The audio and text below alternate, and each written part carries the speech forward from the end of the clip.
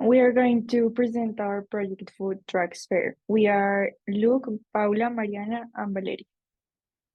The index is made up of the main problem and causes, objective 3, project idea, results and benefits, stakeholders, economic study, risk management plan, and sustainability analysis. So first we identify the main problem and some causes of them. So first we say that cafeteria lacks healthy and inclusive options at the Sede Norte, and some of the causes is a lack of adequate education about the importance of nutrition in regard to health and performance. Also often the less healthy options are cheaper and taste better. That's why many students opt for this food. Third is the lack of awareness on nutritional food among students and the cafeteria. Also, students often have a tight budget because of many costs of students' life without having the time to make a lot of money. And finally, the university campus does not offer vegetarian or vegan or allergy-friendly options. And students look for varied meals options during the week, and the university can offer them these varied options. So now we have the objective 3. We identify first the means of the project, and those are awareness on nutritional food, cheap food, healthy options of food, and no limited offer to people with health conditions, and more food options. Second, we identify some actions of the problem. First, raise awareness among all university bodies about the importance of healthy eating. Also offer low prices of food options, implement the restaurants with healthy food options, take into account food options for people with allergies, medical condition, and some preference, and also finally increase the offer of restaurants. Our main objective is the cafeteria offers healthy and inclusive options at Sede Norte, and finally we have some ends. First, the awareness of the importance of eating well. Also, the certain students are able to have lunch on campus, positive impact on students' health.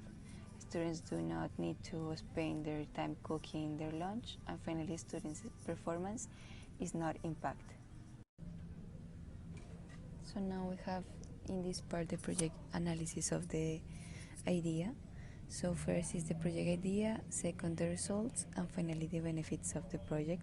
First, we are hope to be a profitable company made up of students who live the identified problem day by day, being an intermediary between the university and the possible restaurants that will be part of the fair food in order to carry out contracts and alliances. Second, the product or also the results is that we are going to implement a feria of food trucks, restaurants in the university's food offer, increasing the options of healthy and economical food so as not to affect the day-to-day life or the healthy of students and the university staff. And finally, some of the benefits are that this project is for and by the students and other members of the university in order to always give importance to their opinions and positions. Second, we identify that also we're going to improve the offer of food at any time of the day and making rest and lunch hours more enjoyable. And third, we have achieved affordable prices for all community agencies. And finally, improve well-being and performance by ensuring good nutrition. So in this part, we identify some of our stakeholders, and we start with the main problem that they identify in this project idea, that is the lack of offers and good prices at the moment in which a person wants to consume food, lunch or breakfast at the university. Some of our interest groups of our project are the students, teachers, administrative staff, managers and workers. Some of their needs are tight budget and nutritional needs, lack of time to eat well in short time, lack of time, and also a tight budget. Regarding our economic study, our investment is made up of the accounts of labor, services, cost, and investment study, furniture, licenses and contracts, transport, space delimitation, and raw material. And the total balance is 414,610,000 pesos. Our sources of financing, this will be external, for a total of 414,610,000 pesos. And our cost of capital is 24.22%, and the monthly rate is 1.22%. Now we're going to show the results. So first, we found out the project will have a positive cash flow in month 13. And about the financial indicators, first in the IRR, it shows us that the project generates a return of 3% effective per year under the assumption that the profits generated by the business are invested in such a way that they continue to generate the 3% effective per year. And the second indicator was the MVP, and it showed us that the investment is recovered and the expected profitability is obtained. And also an additional return equivalent to the MVP of 180,091,810 pesos. The next indicator was the relation between benefits and costs. And it shows us that for each peso invested, the project generates 1.43 with the investor rate. And this means that the project recovers each peso invested and also obtains the expected return. And finally, we have the PRE indicator, and it shows us that the project needs 23 months to recover the investment, to obtain the expected profitability, and an additional return equivalent to the MVP. Hey guys, hey Profe. I will be presenting the risk management plan, and this consists of three parts. First, the risk mitigation plan, then there's the risk overview, and finally we have the risk matrix. So let's take a look at the risk mitigation plan. This part consists of 4 chapters. First, we have the risk identification, very important, and in the risk identification we will conduct a thorough assessment of the possible risks, looking at internal factors but also at external factors. We will brainstorm with project stakeholders, of course with the team and with experts in the field, to make sure that we identify all possible risks. Then we will categorize those risks based on their impact and likelihood. Second, the risk analysis. So once we have identified all risks, we will analyze them to better understand their causes, but also the consequences of those risks. And after that, we will prioritize our risks in the risk matrix, which is a tool that was presented to us during class. The third is risk mitigation measures. We will implement proactive measures to mitigate the risks as well as possible, and of course we will focus on the main the risk with the highest impact and the highest likelihood.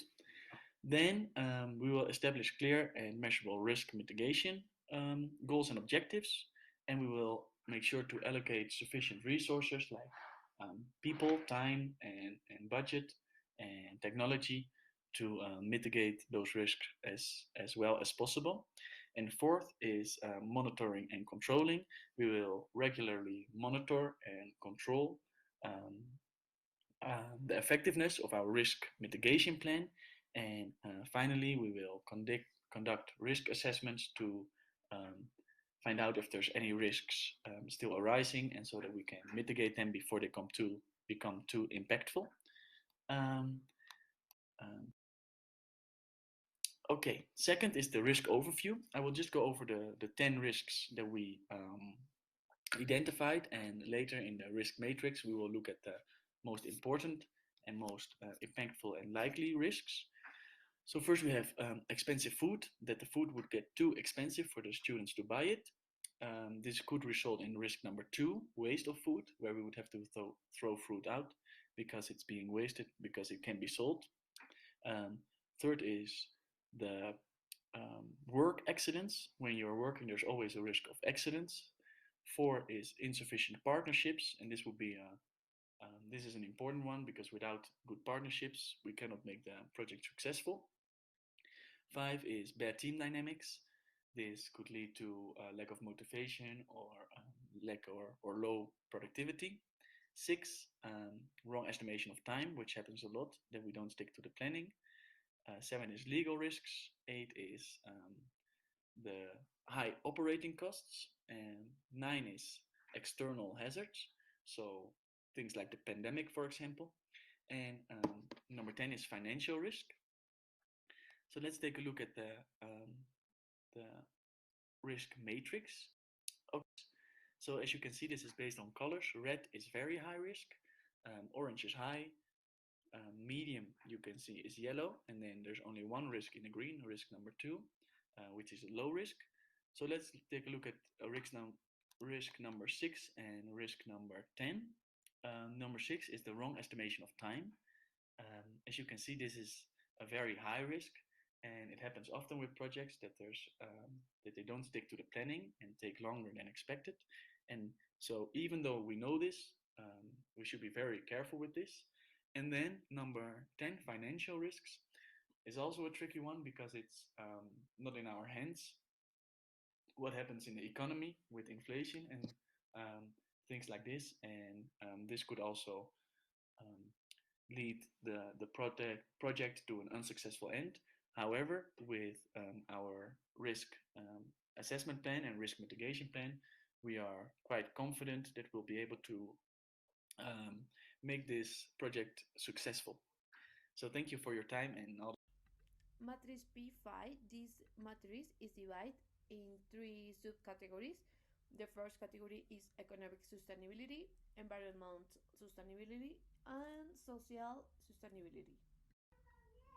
Okay, here we can see the integrating indicators of P5, which are the products, process, objectives, and goals and impacts. The economic sustainability is divided into three subcategories: return on investments, business agility, and economic simulation. In return on investments are the direct benefits and the net present value. As we can see in the table, the valuation of financial benefits is 3, and this is due to the fact that the project is just starting to generate profits. In flexibility, we have 3, and we have 3. Okay, here in environmental sustainability is divided into three categories.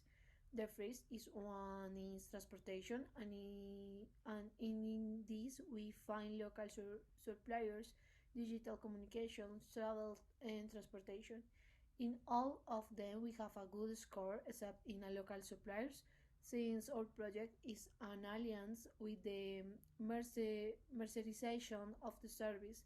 The second category is energy, where we found energy use, CO2 emissions.